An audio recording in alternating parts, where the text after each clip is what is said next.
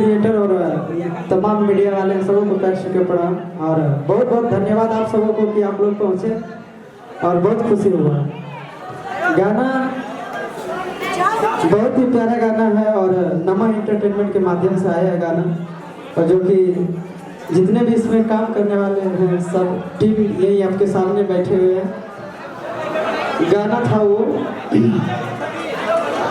कि कौन नगरिया बजावे बाजा हर दिया तोरा लागो होगे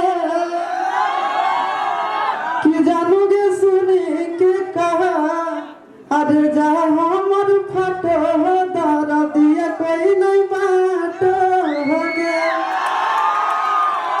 आप लोग भरपूर प्यार दीजिए इस गाने को, बहुत ही प्यारा गाना है, पारिवारिक गाना है, कहीं भी बजा के सुनिए कोई दिक्कत नहीं, असली से लाखों कोसों दूर है।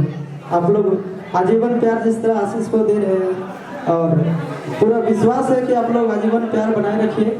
जितना बेहतरीन से बेहतरीन होगा वो काम हम करेंगे और अच्छा से अच्छा गाना लाएंगे। बाकी बात धन्यवाद। थैंक यू सर, जोरदार